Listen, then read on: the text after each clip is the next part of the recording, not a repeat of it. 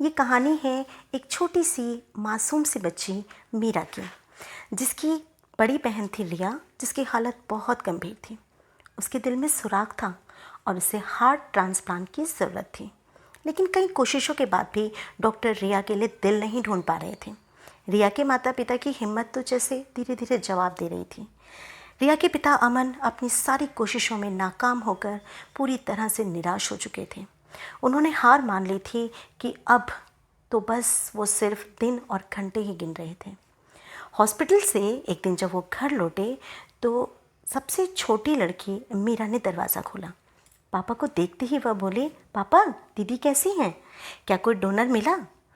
अमन जानता था कि रिया के पास अब बहुत ज़्यादा समय नहीं बचा है, फिर भी उसने हंसकर जवाब दिया, दीदी अच्छी हैं बेटा, वह जल्दी घर वापस आ जाएंगी। मीरा बोली, पापा पता है कल गांगुली सर ने हमें कागज़ का हवाई जहाज़ बनाना सिखाया। अमन ने देखा पूरा कमरा कागज़ के रंगीन जहाज़ों से भरा हुआ था। अमन बोला, हाँ तभी तो तुमने इतने सारे जहाज़ बना दिए और पूरा रूम भर के रखा हुआ है, लेकिन तुम इन सब जहाज़ों का क्या करने वाले हो बच्चे?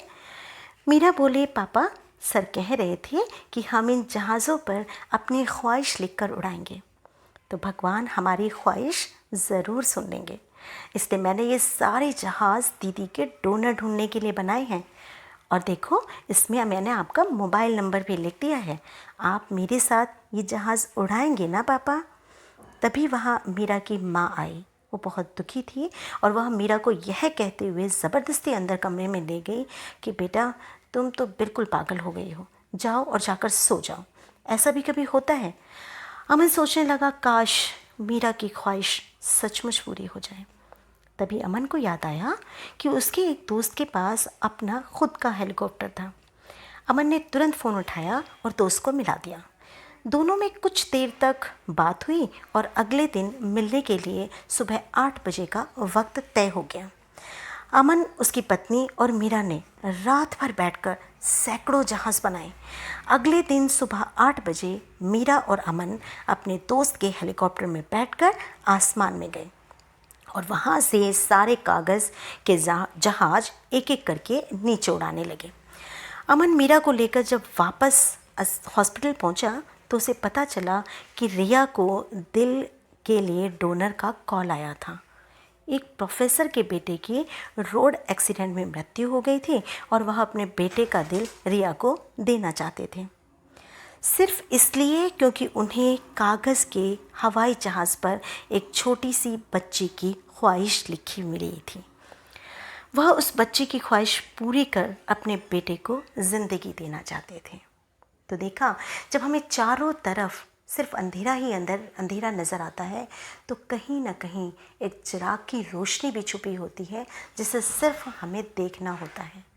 इस कोविड-19 के बाद भी बहुत से बच्चे हताश हैं कि वो जो करना चाहते थे वो नहीं कर पाए, क्योंकि बहुत सी चीज़ें इस समय में आगे व आने वाले वर्षों पर टलती रही। बहुत से अच्छे बच्चों की स्टडी पर भी बहुत ज़्यादा प्रभाव डाला है इस कोविड-19 ने। इन 2 वर्षों ने शायद हमसे बहुत कुछ छीना है हमसे, किंतु अगर हम इस बच्चे की तरह एक ख्वाहिश रखें अपने मन में और बस उसे पाने का प्रयत्न करें और मेहनत करें ईमानदारी से, तो शायद सब कुछ फिर वापस आ जाएगा। बस उम्मीद की एक लो जगा कर रखनी है और जीवन में अभी तो बहुत अवसर आने वाले हैं, बस हमें उस प्रत्येक अवसर के लिए तैयार रहना है, तो सफलता तो ज़रूर मिलेगी। यानी बस हमें उस अवसर की तलाश करनी है, उस अवसर का इंतज़ार करना है। तो इस तरह से हमें अपने मन और मस्तिष्क दोनों को स्वस्थ रखना है, क्योंकि मानसिक शक्ति ही हमारी शारीरिक शक्ति को बढ़ाती है। तो बस आप यूं ही हंसते रहें, मुस्कुराते रहें, दूसरों को ढेर सारी खुशियां बांटते रहें।